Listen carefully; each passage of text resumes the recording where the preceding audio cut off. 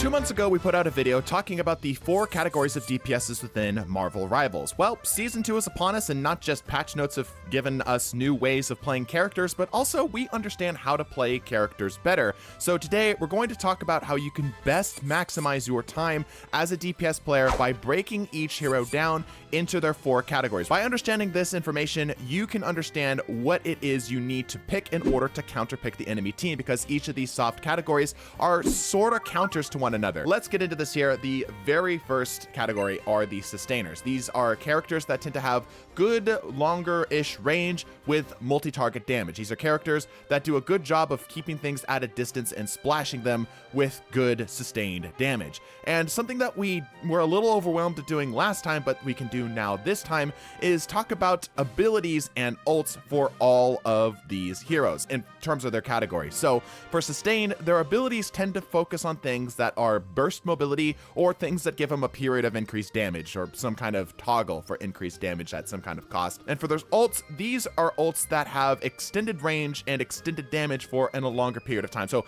basically, they press their ult button, and then wherever they've decided to unleash that ultimate has a sustained period of high damage, something that sometimes not even a support ult can survive. These counter brawls. Brawl DPSs are characters that are just like sustains in that they have multi-target damage, but of course the difference is that they are low range. They're typically melee range. Their abilities focus on survival, whether that be iframes, so invincibility, or little blue healthy, over health, whatever that may be for them. Some way of allowing them to stay in the fight for an extended period of time. And their ultimates, sort of like the sustainers, also give them an increased period of damage, but the difference is that this damage is a lot more mobile. They can go from point A to point B, which tends to get a lot of people confused that the brawl characters tend to be more dive or flank, as we'll talk about here in just a second, but that's not the case. That's just how their playstyle is just generally set up.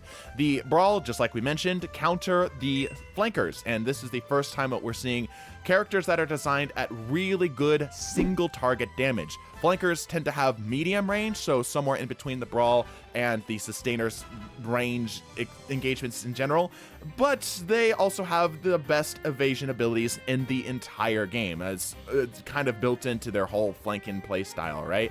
Their ultimates are things that deal quick burst damage in a small area around the user over a small period of time. What's also interesting, just as an aside, as somebody who plays a lot of flank players altogether, the flank DPS ults tend to be kind of the worst damage-wise, if that makes sense. They don't tend to be a lot, but there's just so much of it so quickly that it catches a lot of people off guard. Anyway, the flanker characters counter the poke characters, who, just like the flankers, also are single target damage, but they trade this off for having really high range. And this is something that we kind of missed last time, is for the poke characters, all of them seem to have abilities for both repositioning and personal defense. This gives them some type of tools to kind of keep the flankers off of them, but it's really selfish stuff. It's stuff that's meant to be for them and them alone. Their ults also deal high damage and a big burst from the safety of range. And the poke characters counters the sustains, and we've come full circle. So now that we've got all that, let's talk about all 20 of the DPS characters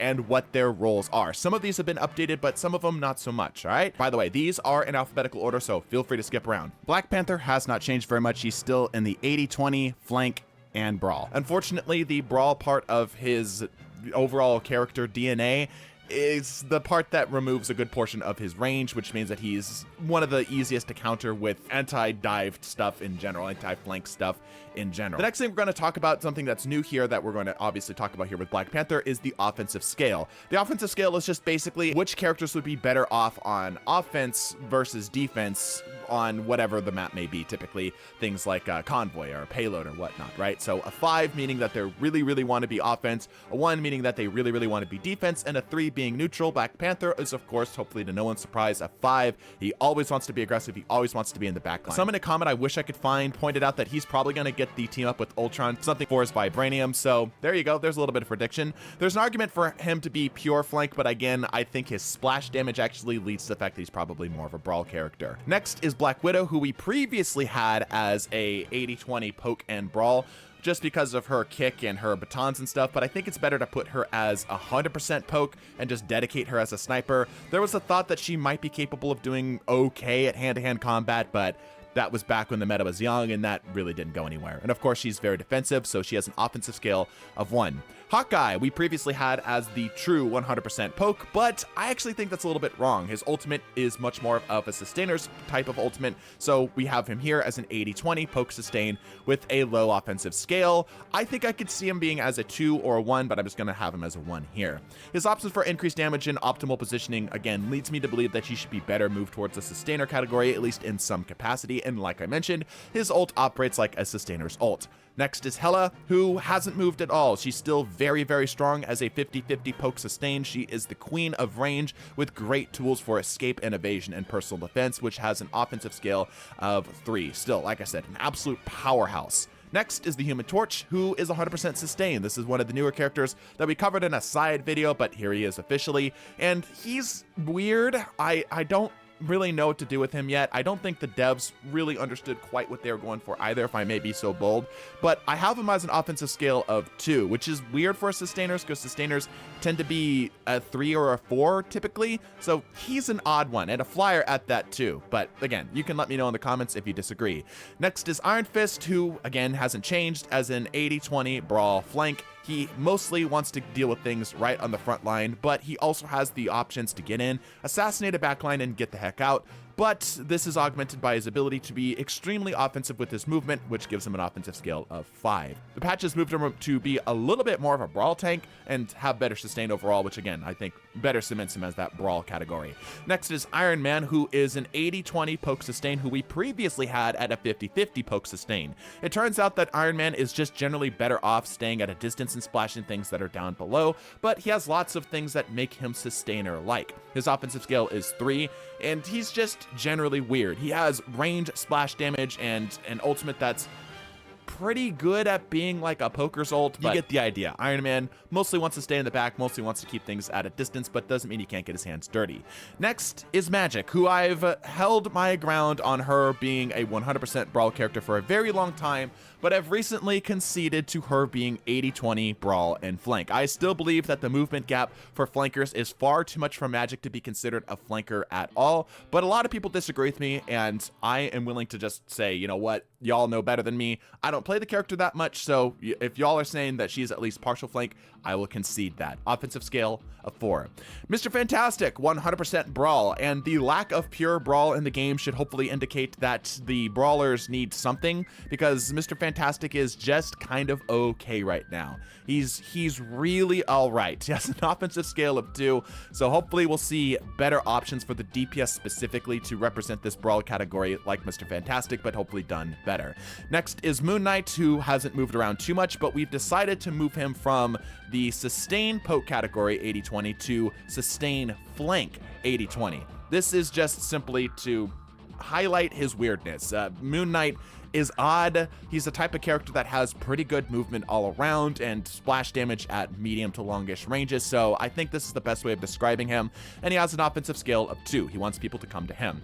Next is Namor, who when we first put out the video, we said that he was 100% sustain. I think that's completely wrong. I actually think it's far better to say that Namor is 80-20 poke brawl with an offensive scale of 2. He just has a little bit, that little bit of brawl allows him to counter flankers so well as he also has that invincibility, that invulnerability window, which is very indicative of a brawl DPS's style. But again, that low overall offensive scale kind of like grounds him to being that excellent defense, that excellent counter. But of course, he still has that long range, and he likes to keep things at range, which leads him to be more of a poke.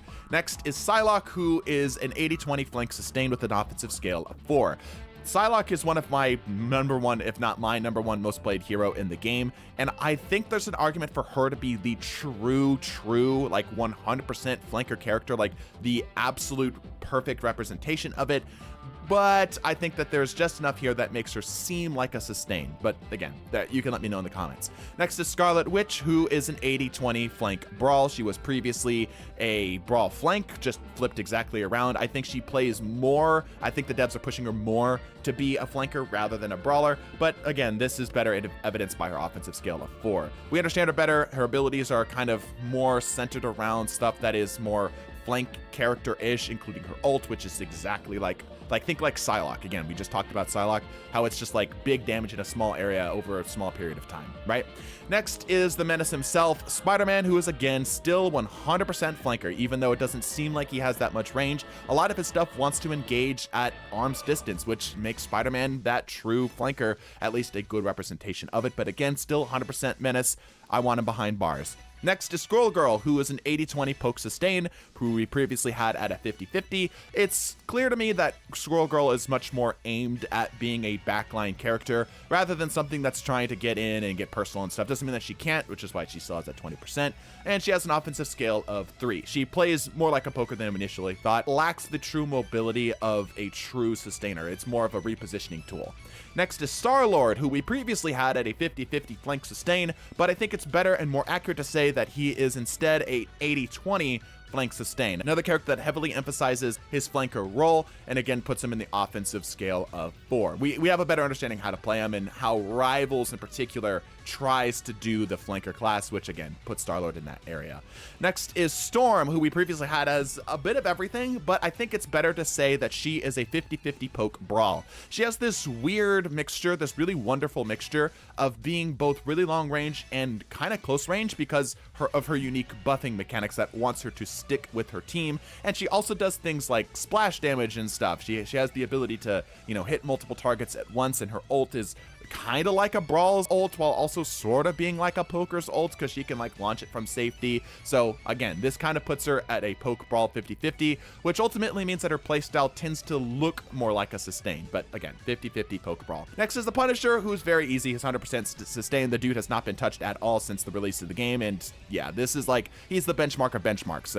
I'll have a whole other video link top right corner if you want to watch a really funny video about how to make Punisher really good. Anyway, offensive scale of 3, he's the tried and true. Next is Winter Soldier, who we previously had as a 50-50 poke brawl, like how Storm is right now, but I think it's better to say that he's 50-50 sustain and brawl. His damage is clearly much more meant to be a little bit closer than how a poke would typically play, so I think this pushes him more to the sustain category, and he has an offensive scale of 3. He can play both defensively and offensively, whatever he'd like to do.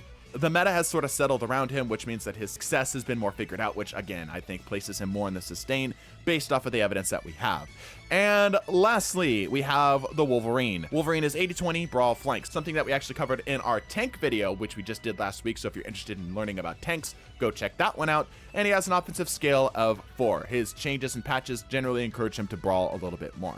All right, so that's all the true DPSs, the true duelist in the game. But now I want to talk about 2 honorary mentions here. I want to shout out 2 characters that kind of are DPSs in a way. If you really need more DPS and you're in one of these roles, this is the way to go. First off, Thor, who is 100% a brawl. He is basically a DPS. Everything about him screams DPS with just more health. So again, I hope that there's no surprises here that we've decided to include him into this video.